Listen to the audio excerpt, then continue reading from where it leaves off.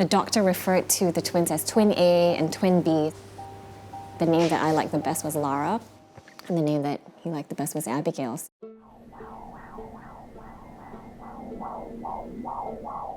我们做产检的时候，就觉得，哎，它就像是一个豆芽这样的小小，所以我们就取小豆芽这个名称。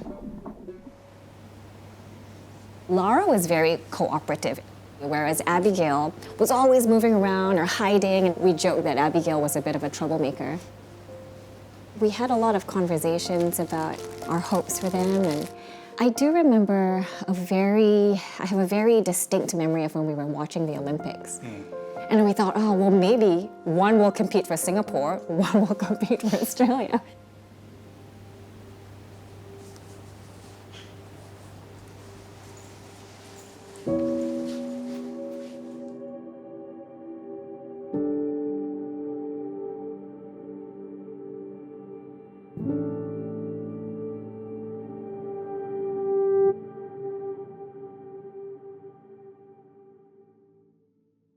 那个时候非常的辛苦，是因为我没有办法真的陪孩子走完最后1里路吧。他给我看宝宝的那个脚印的章，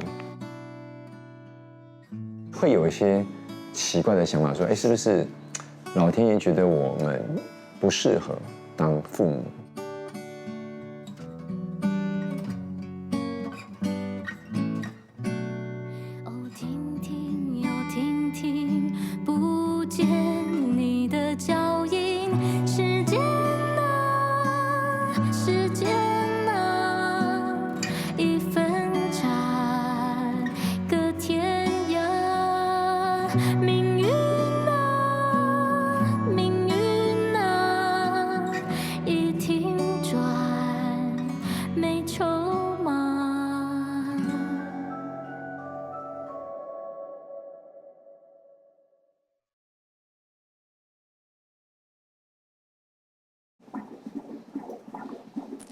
When we saw twins for the first time, it was a shock. I mean, because we had an IVF pregnancy, we discovered that that embryo had split, so they were identical twins. I was actually really happy. I've always wanted twins, so this was like a dream come true. It's almost like, I can't believe this is happening.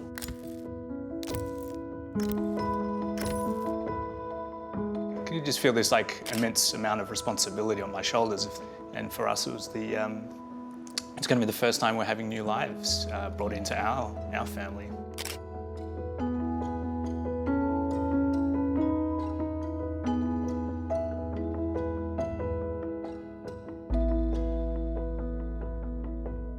Of course, I was worried as well because they started telling us all of the risks. But doing my 32-week scan, actually, her growth had caught up. So at that point, doctor felt confident that we didn't have to deliver early. On a Saturday, it's a bit unusual, like their movements, but we just saw the doctor yesterday. We just saw everything was perfect. I put my hand on my belly, and it felt like I could feel the baby's limbs, like in a lifeless, I don't know, maybe I didn't want to believe it right away. I just wanted to believe that they were just sleeping or resting. I don't know, maybe at that point, a part of me knew, but I just was in denial. All of the ultrasounds we had seen, it was very quiet. And so when I was just staring at the screen, before the doctor even said the words, I knew. And he said, I'm sorry, there's no heartbeat. We just couldn't believe it because 2 days ago they were perfect. You know, what happened?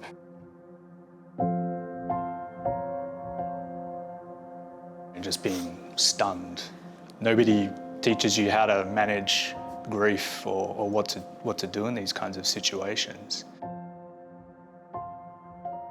And I actually remember you crying in the car from the hospital all the way home. And I remember thinking to myself, I had never seen Aiden cry that much.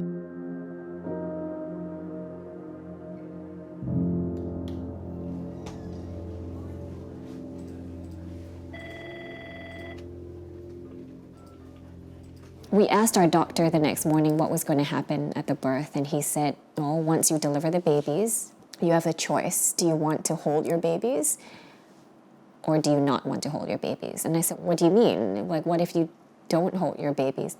And he said they would be discarded as medical waste.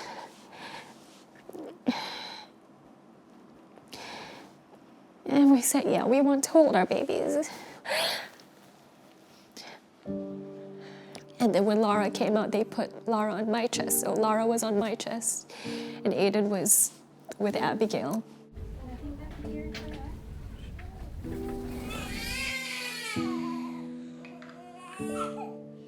We were there in the room, and we could hear babies being born, and you could hear the cries. And there was, lots of joy surrounding us on the labor ward. We could hear it. We were so sad because our experience was completely different.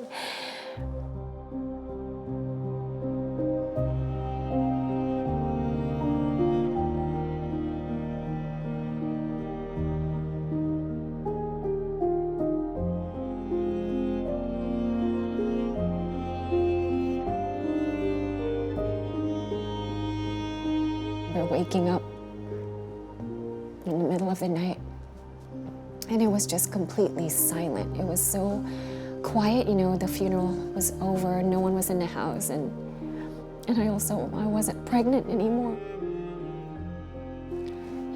I don't have anything to hold on to from their lives except for, photos and videos that I had taken.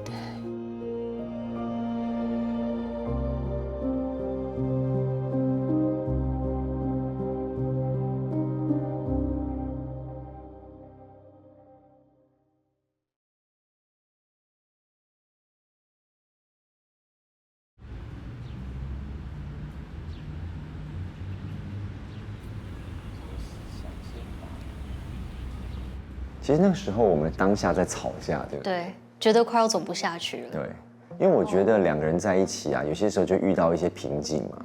然后那个瓶颈就是说，要么你就是在一起就是结婚，不然就是可能真的会分开。然后我就回我家过年，他就在他的地方过年。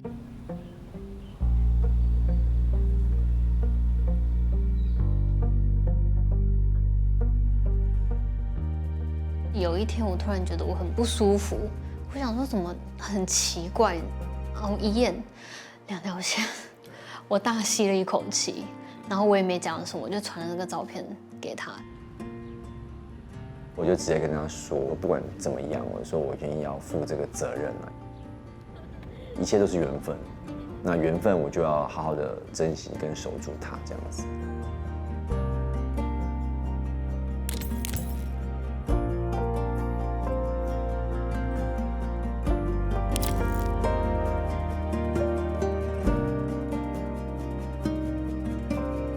你太太会看节目吗？那你好好打哦。居家啦，要居家。我当天其实是在拍摄一个节目嘛。我的顾家是它是以家庭为中心的。节目录制到一半，在空档的时候，他就突然间打来，然后打来的时候，他就突然间这几个字是我至今是没办法忘记的，就是说宝宝没有心跳了。李晨，我就一脸苦闷的看着我，你觉得？老实说，当天的记忆是对我来说是很模糊的，我觉得我就是像一个空壳。我还记得那时候医生有跟我讲一句话，就是说这个就是1/1000的几率。对。那我就很不能接受，就是说1/1000耶，为什么会有1/1000的几率发生在我身上？我的第一个反应就是立刻想要赶回去陪在他身边，因为那时候疫情嘛，又要隔离，有快3个礼拜才见到面这样子。他整个人是瘦了一圈，就整个很像是从一个，就是那个对比性很强烈。我印象中就是我送他回台湾待产的时候，他是很有阳光、有活力的时候，但是我第2次再见到他的时候，整个是非常憔悴的。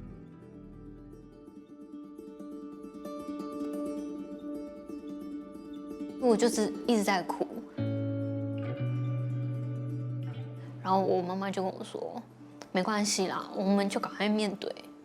我们不要等了。我也没有讲什么，我就说哦好，那我们就直接去医院。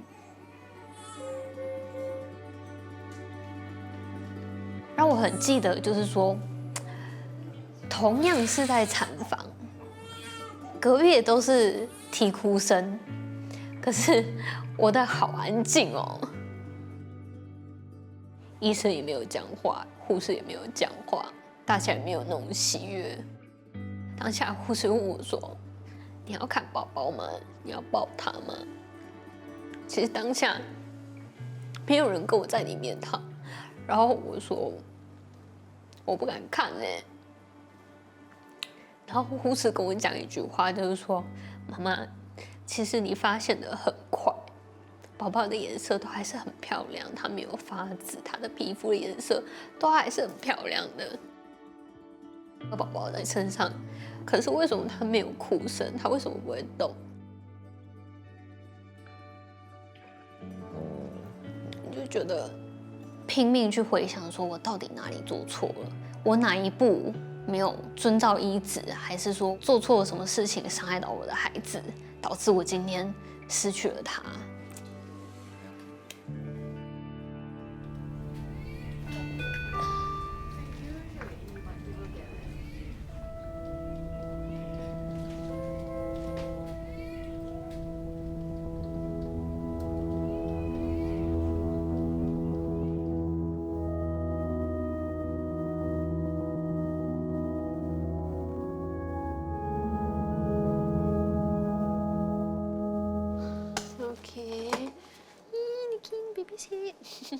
？There's the diaphragm moving up and down. 不是所有的死胎我们能找到原因，即使详细的检查过后，比如说经过了胎盘的化验，我们未必能找到一个明确的原因。一些常见的会说是胎盘的一些发育异常，有时候也是会是病菌感染，或者是说胎儿本身有一些基因的问题。其实对我们来说也是很难解释。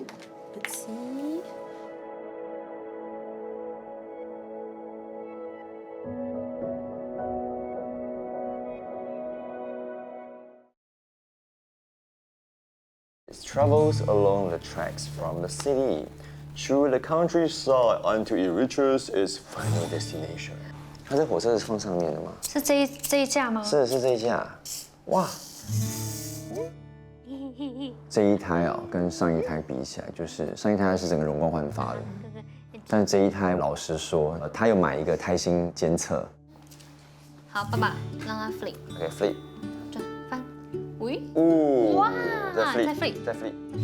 每一晚是一定哦，就是要听宝宝的心跳声，不然他是没办法睡觉的。在这一次怀孕的时候，初期我也不敢抱太大的喜悦。一般人的产检可能就是1个月1次，但我的产检就是2个礼拜1次。怀孕的时候，我也不敢准备任何的小朋友的东西。有一句话大家说的很正确，在我的身上，抱到手的才算是真正的自己的孩子。虽然我们现在有新的 baby 嘛，但是我们觉得是个体，也不是说新的 baby 吧，对，就是我们现在有孩子了，就是对，像我们之前的小朋友一直会在我内心，就是他不是说可以被取代的，而是有自己的位置在，但是我们会放在内心的最深处这样子。我很记得那一本书，那一本书上面叫做《终止妊娠关怀手册》。我回台湾的时候，我就不小心打开了那一本，我就这样看，然后看到最后一页，我以为我不会哭，我以为我已经变坚强，但是我没有我还是一直在哭，哭不停，又流下来，还是一样哭不停。我觉得这个痛会是一生的。给爸爸，给爸爸吃。给我吃，给爸爸吃。我觉得妈妈跟这个孩子的一个联系是无法释怀的。上一刻你还在计划着跟这个孩子的一切，下一刻这一切就一瞬间没有了。人的大脑就会做什么呢？擅长的是找答案、找解释、找规律。但是这种失去里面，父母亲不会找到一个答案。也很重要的一点就是能给这份悲伤、这份爱变得具体一点。所以有些父母亲他们就会说：“哎，我给孩子取一个名字，一定要取一个名字。”你又不给他生气喽，给他一下，对。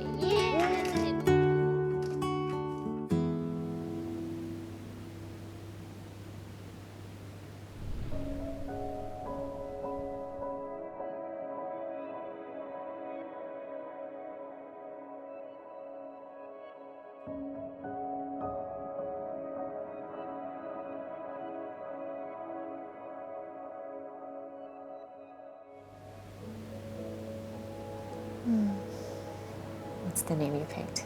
Yeah. They asked for the baby's weight. They asked for the time of death, time of birth, time of death. All of that stuff, yeah. You know, they asked for the parents' names, but they didn't ask for the baby's name. Yeah. And to distinguish between, because they were twins, right, they had to give us 2 forms. And to distinguish between them, the nurses had written twin A and twin B just in pen at the top. We felt like that was a little bit, like there was no dignity. I wrote an email thinking that it would be just a suggestion that they could look into.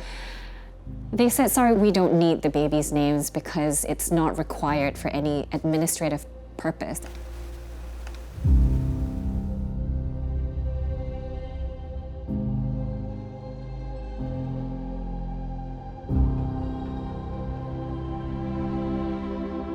I would like to especially thank Miss Mandy Tu, who had advocated for a stillborn child's name to be entered in the stillbirth register. The time her twin girls, Abigail and Lara, spent with us may have been short, but they have left an indelible mark in this journey to help the bereaved parents.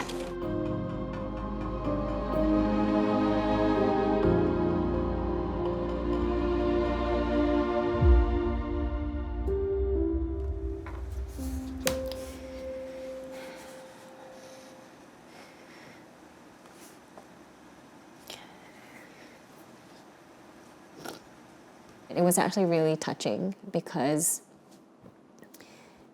she said, although they were only with us for such a short time, they left a mark. And she said the change in the law was because of Abigail and Lara. I wish yours didn't have men. To hear their names publicly in Parliament, it was, yeah, for me, it's something that I'll never forget. That's a lot. Okay, bring them all Okay. here. Which one do you want first? Fancy Nancy? I can read Fancy Nancy. There are lots of That question, how many children do I have? The more accurate answer would be we've got 1 living child, but we've actually got 3, and we lost twins. Abigail and Lara always being a part of our family, we can't dismiss, you know, their existence. They were always here, and they will always be a part of our families. Yeah. Because she's very in my restaurant. Yeah. Hi, I have a question. What's your name? Josie. How old are you? So Josie, our daughter, she knows that she's had 2 sisters that she never got to meet. Do you have any sisters? Yes. Who are your sisters? Abigail and Lara. Oh, that's very good. Good job.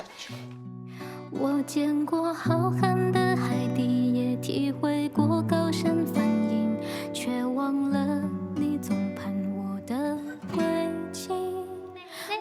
这个不可以啊！你看他又要喝了，完蛋了。那因为我本身是一个很乐观的人，所以第一次遇到这样的情况的时候，我的想法是，可能是因为我们还没有准备好当父母。那对于我来说，我觉得我把这些精力都花费在告诉自己说，我要赚更多的钱，把生活过更好，然后迎接接下来的孩子。这个痛会好吗？不会消失，但会习惯。虽然我没有这个缘分做你的爸爸妈妈，但是我很感谢你曾经有来过。对，我觉得我应该会跟他讲说，希望你一切都安好，一切好，对，就好了。想跟上你一样画风雨做拥引，哦，听听又听听，不见你的脚印，时间啊，时间啊，一分差隔天涯，命运啊，命运啊，一停转没筹码。想起最后的曾经，若知道从此分离，我会留下将你紧紧拥怀里。